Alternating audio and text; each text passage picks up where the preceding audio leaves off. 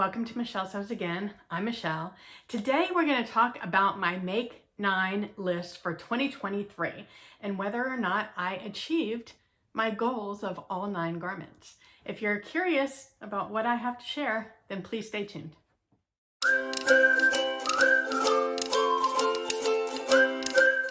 Okay, so I did participate in the Make 9 challenge in 2023. I've done it for the last 3 years. I have yet to, in the past 2 years, I did not achieve my goals. And let's just start off with the answer. I did not finish all 9. However, I did finish 1, 2, 3, 4, 5 out of 9. So I feel like that's pretty good. It's the furthest I've ever gotten. And I think the key was that I was very specific. No, that's not the key. The key was that I was very intentional about what went on my Make 9 list.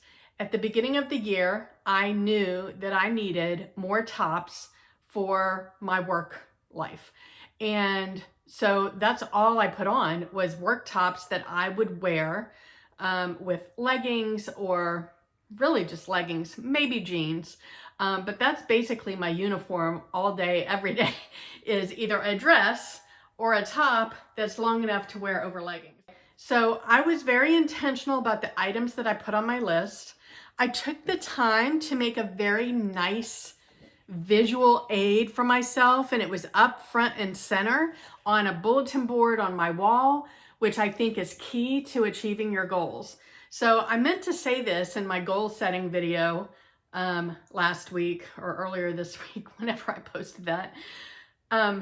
The key for me is making sure that I can see visually every day what I've set out as my goals. When I make a video or I put it in a notebook and the pages get piled on top, I forget about it.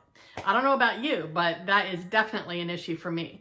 So I took the time to put it together, make it really pretty. I printed it out from my Cricut, importing all of the line drawings, and then I made check marks out of vinyl and just put them on there once I finished a garment. So let's talk about the ones that I did make. All right, so the first one is the Vali Woven Tunic from Style Arc.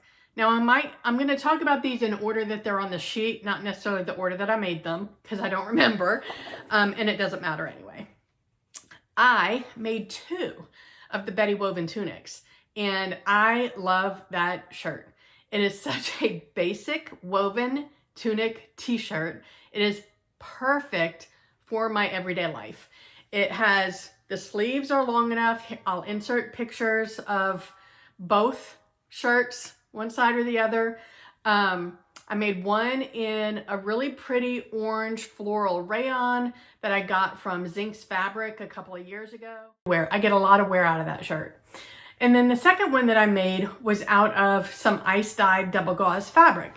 Again, not my best ice dye work, but it's fine and it's comfortable and I wear it all the time.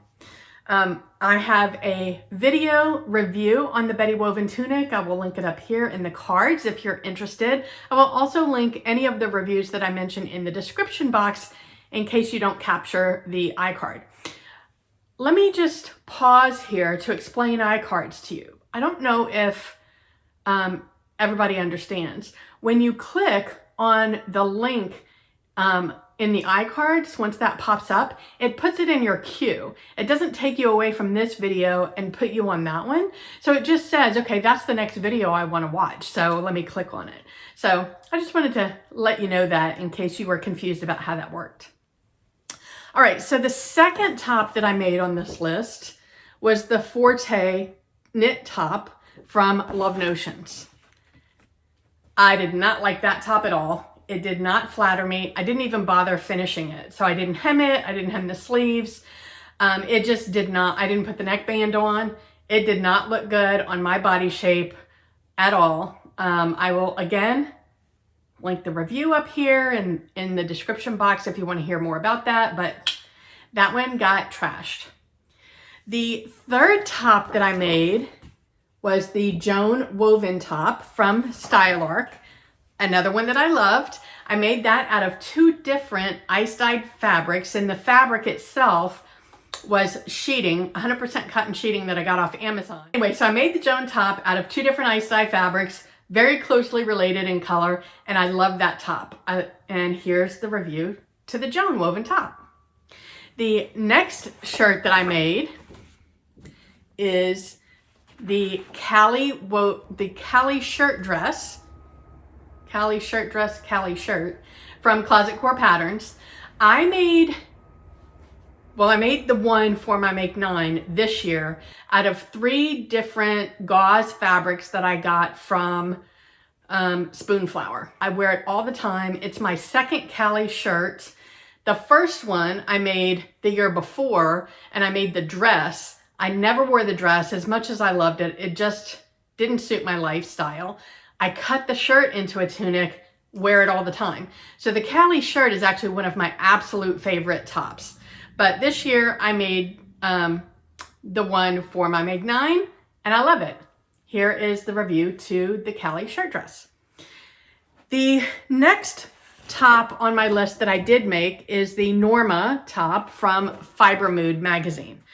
This top, I didn't love it, but I don't believe it had to do with the pattern. I think I just didn't, the fabric that I chose wasn't well suited. It was a double gauze. I did 2 gauzes, one for the bodice and a different one for the sleeves. And you would think that that pattern, a gauze fabric would suit it fine. I just didn't love the way that it laid on me. I don't know. I don't think it was the pattern though, so I am willing to give that pattern another try, but that shirt got donated. So, and here's my review to the Norma from Fiber Mood. All right, so the ones that I didn't make, the Emmy blouse from Seamwork. I have made this blouse before. I made it the first year that I started sewing, and I made it as designed, and it was way too short. So I knew I would need to lengthen it.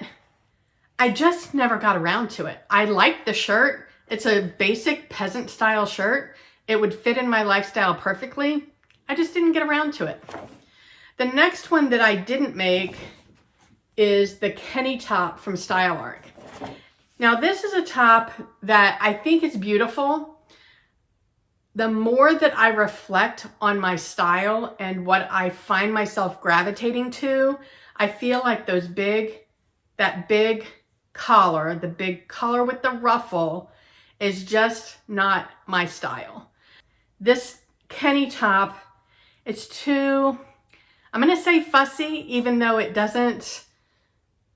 not a fussy fit, it's not a fussy, there's nothing you have to do with it, but just the big ruffle collar. I don't think it's me. So if I were to redo my Make 9 today, that one would not have made it on the list. The next one that's on my list is the Mod Woven top, also from Style Arc. There's a theme here, I think. I would still make this top. I think this is totally my style.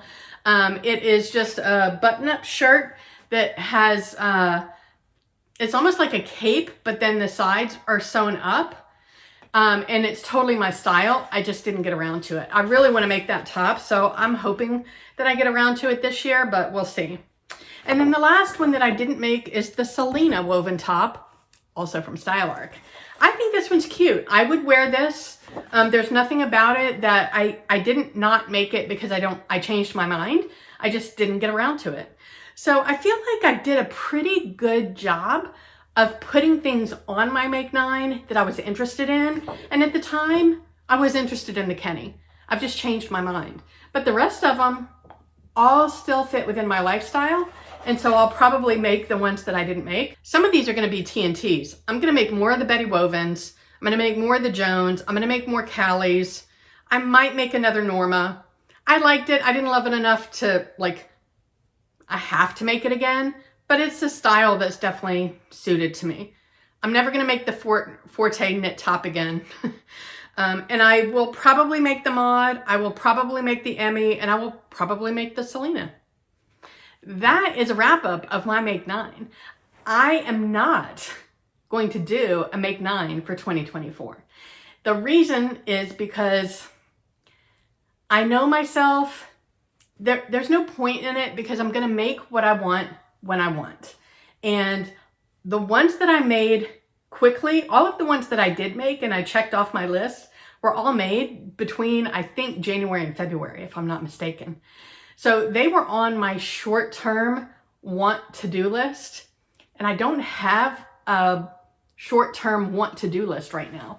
So I feel like a make 9 would probably, again, not be successful, although I do like the fact that it kept me kind of grounded for the year on, yes, you want to make tops. The reality is now I know I'm only going to make things that I want to wear, which I know sounds ridiculous, but we all kind of get wrapped up in the let me see what she's doing kind of thing. So I'm going to make tops that I will wear, and I'm going to make dresses that I will wear. That's my make 9. And I'll make way more than 9 garments this year. I can guarantee it, even though I'm still not in the mood to sew garments for myself right now, and that's okay. I did have a very intelligent viewer when I said that mentioned, well, you could always start your Dress It Girl dresses. And I was like, yes, I can. That is an excellent solution. Because like I said, I haven't lost my sojo. I just don't want to sew for me right now. So I will be making some Dress It Girl dresses in the near future. I would love to hear from you. Did you do a make 9 in 2023? Were you successful?